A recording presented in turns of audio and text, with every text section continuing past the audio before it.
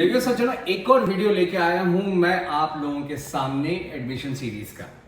आज के वीडियो में जो हमारी गेस्ट है miss Swati Pandita, school of law से हैं, और आज हम उनसे जानने की कोशिश करेंगे, उनसे हम पूछेंगे कि अगर कोई स्टूडेंट BA LLB का, DB LLB का या LLM का पढ़ाई के अलावा वो रिसर्च में भी अपना कंट्रीब्यूशन देना चाहता है, अलग अलग मोट कोर्ट कॉम्पिटिशन में जाना चाहता है या वो रिसर्च पब्लिकेशन करना चाहता है, तो इसके लिए किस तरीके के गाइडेंस कॉलेज देगी। मिस स्वाति पंडिता ने पिछले 4-5 सालों में कई सारे बच्चों को गाइड किया है डिसर्टेशन बनाने में, साथ ही साथ अलग अलग जर्नल्स में, अलग अलग इंटरनेशनल और नेशनल जर्नल में पब्लिकेशन में, साथ ही साथ कई सारे वर्कशॉप में पार्टिसिपेट करने के लिए बच्चों को गाइड करती रही है।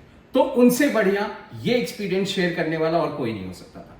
तो उसीलिए आज के शो में जो हमारी गेस्ट है मिस स्वाति पंडिता, उनसे चल के हम बात करेंगे, जानने की कोशिश करेंगे कि अगर कोई रिसर्च बेंट ऑफ माइंड कोई स्टूडेंट लेके आता है तो उसको क्या क्या सहूलियतें यहां मिलेंगी, कौन कौन से एडवांटेजेस हैं उसके पास, और अगर रिसर्च करने के दौरान, पढ़ाई लिखाई में रिसर्च करने के दौरान अगर किसी भी तरीके की डिफिकल्टी पेश आती है तो मिस पंडिता किस तरीके से उसको सॉल्व करते हैं। चलिए लेट नहीं करेंगे, उनसे बात करते हैं स्ट्रेट अवे और सारे सवाल जो आपके थे उनको जानने की कोशिश करते हैं। आइए चलिए। देखिए सज्जनों, वीडियो के शुरुआत में हमने आपसे कहा था कि अगर कोई स्टूडेंट लॉ का BA LLB, DB LLB या LLM का स्टूडेंट अगर कोई रिसर्च करना चाहता है, अपने पढ़ाई के अलावा रिसर्च पे भी फोकस करना चाहता है, तो उसके लिए कौन सा, किस तरीके का एनवायरनमेंट यहां बनता है, वो सारी जानकारी आपको देने के लिए आज हमारे साथ जो गेस्ट है मिस स्वाति पंडिता है, उनसे हम जानने की कोशिश करेंगे। मैंने आपको वीडियो की शुरुआत में, इंट्रोडक्शन में भी आपको बताया था कि पिछले 4-5 वर्षों से वो बच्चों को अलग अलग वर्कशॉप में पार्टिसिपेट करने के लिए या अलग अलग नेशनल इंटरनेशनल जर्नल में लिखने के लिए न केवल प्रोत्साहन कर रहे हैं बल्कि गाइड भी कर रहे हैं। तो आज हम उनसे ये सारे सवाल जो आपके थे, जो आपने हमारे चैनल के माध्यम से हमसे पूछा है, वो हम आज जानने की कोशिश करेंगे।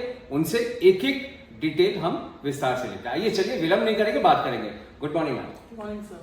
मैम, जो लॉ के डिपार्टमेंट के बच्चे हैं, चाहे BA LLB कर रहे हो, चाहे DB LLB कर रहे हो, चाहे LLM कर रहे हो, हम ये जानना चाहते हैं कि कोई स्टूडेंट अगर कहता है कि नहीं, मुझे पढ़ाई के अलावा अपना कुछ समय रिसर्च के लिए भी डिवोट करना है, तो आप लोगों ने कोई ऐसा एनवायरनमेंट यहाँ पे बनाया है उस तरीके का?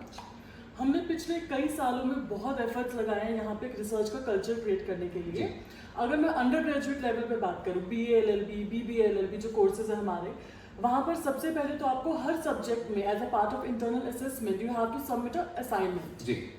And most of the time that assignment culminates into a research paper, maybe a blog article, or maybe a magazine article under the supervision of the faculty advisor.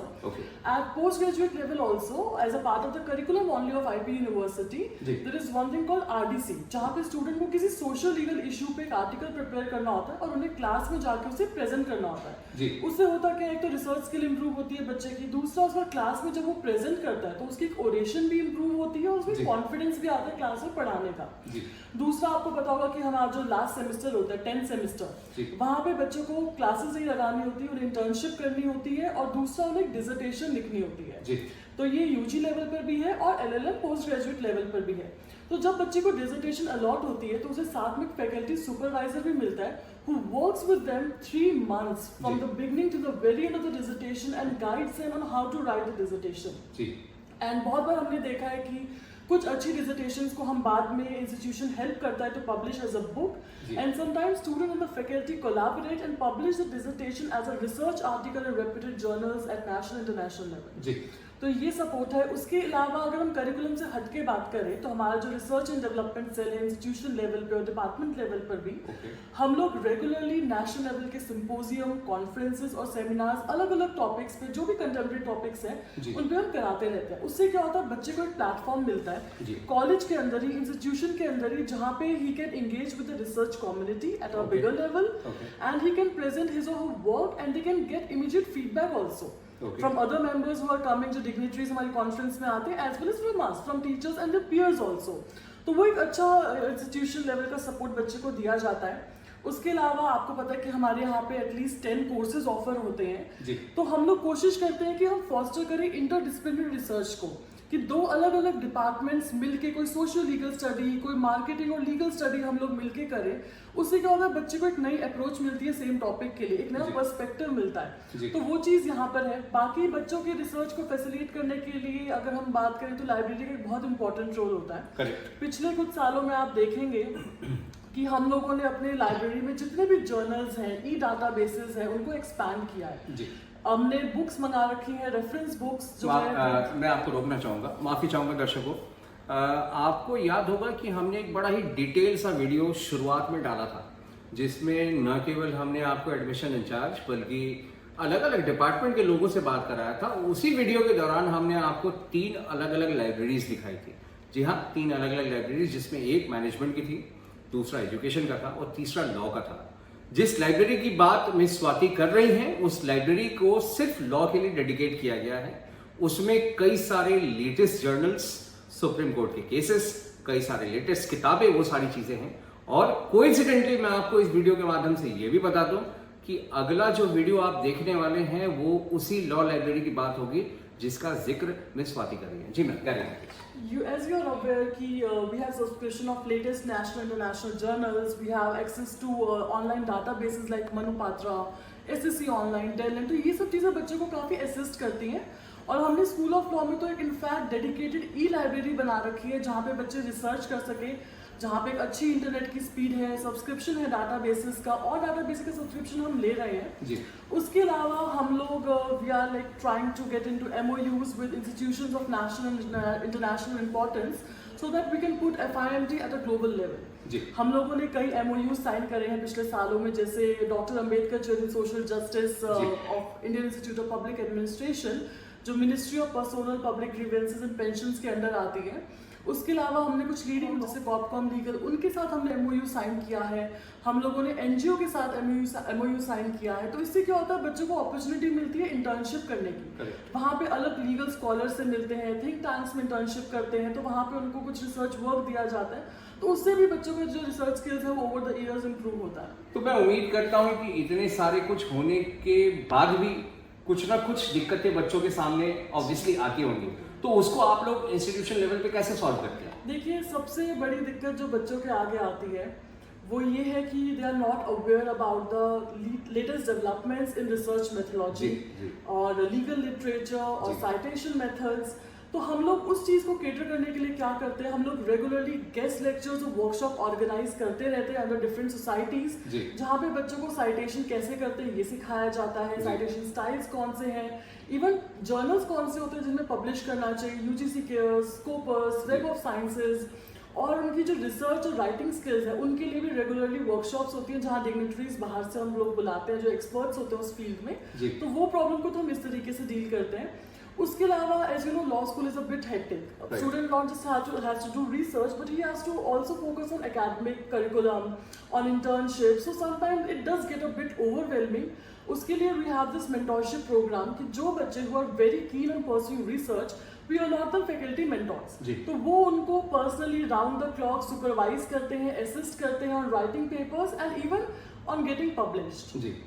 तो ये फैसिलिटी हमारे यहाँ पर है। और मैम, मैं उम्मीद करता हूँ कि कुछ कॉलेज के बच्चे अलग अलग स्टेजेस पे, अलग अलग लेवल्स पे जाके उन्होंने अपने पेपर भी प्रेजेंट किए होंगे और कुछ पब्लिकेशन भी होंगे। कुछ नोटेबल पब्लिकेशन और प्रेजेंटेशन के बारे में बताइए प्लीज। हमारे एक LLM के एलमनाय है दीपांकर, उन्होंने रिसेंटली शेयर किया कि एक Q1 जो कैटेगरी होती है उनका स्कोपस इंडेक्स पे उनका रिसेंटली पेपर पब्लिश हुआ है। He has more than 3-4 UGC care listed journal में उनके आर्टिकल्स पब्लिश्ड हैं। फैकल्टी भी यहाँ पे काफ़ी रिसर्च ओरिएंटेड है। हम लोग रेगुलरली UGC केयर में पब्लिश करवाते हैं paper, Scopus index paper publications भी हैं फैकल्टीज़ की।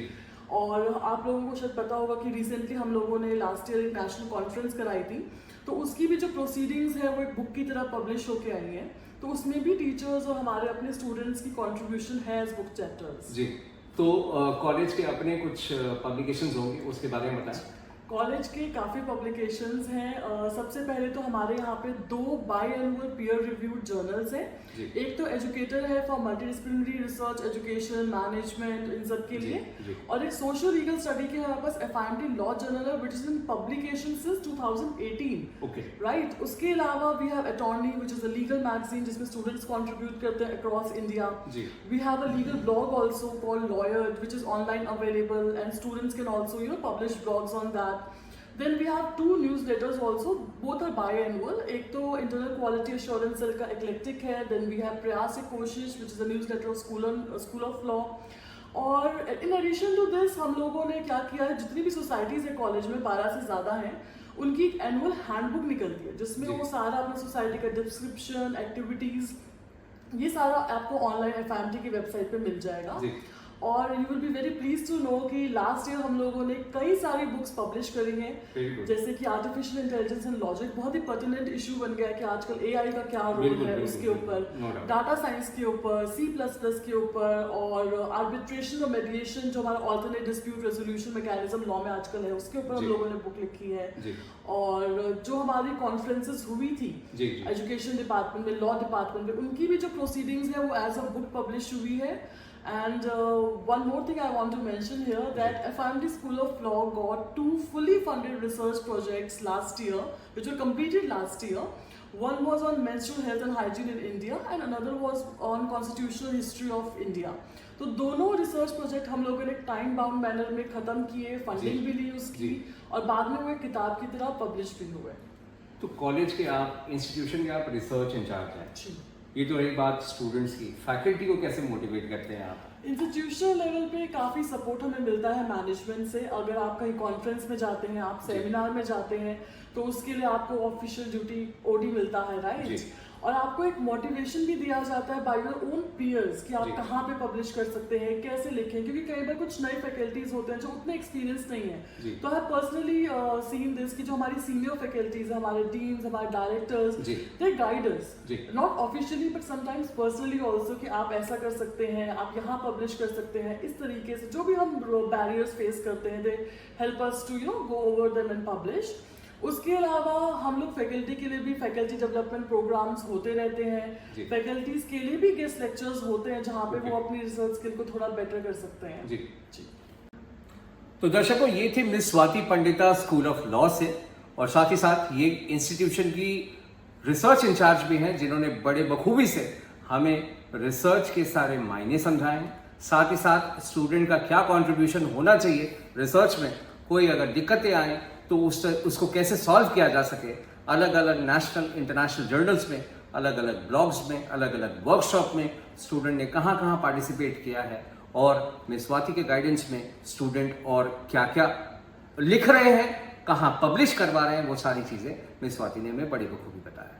इस वीडियो को हम यहीं एंड करेंगे। साथ ही साथ एंड करने से पहले आपको रिक्वेस्ट करेंगे कि आप हमारे इस वीडियो को ऐसे ही लाइक, शेयर और सब्सक्राइब करते रहिएगा। और इसी के साथ हम आपको ये भी कहना चाहते हैं कि एक नया वीडियो हम लेके आएंगे, जिसमें आपको, मैंने वीडियो में ही कहा था आपसे कि हम लॉ की लाइब्रेरी आपको बहुत ही डिटेल वे में बताएंगे। मिस नीतू होंगी हमारे साथ, जो लॉ की लाइब्रेरी की एक एक जानकारी हमारे साथ साझा करेंगी, ताकि वो जानकारी हम आप तक पहुंचा सकें। ऐसे ही लाइक, शेयर और सब्सक्राइब करते रहिए, ऐसे ही अपना प्यार शेयर करते रहिए हमारे साथ, ताकि हम अलग अलग दिन एक नया वीडियो शूट करके आपके सामने ला सकें। बहुत बहुत धन्यवाद।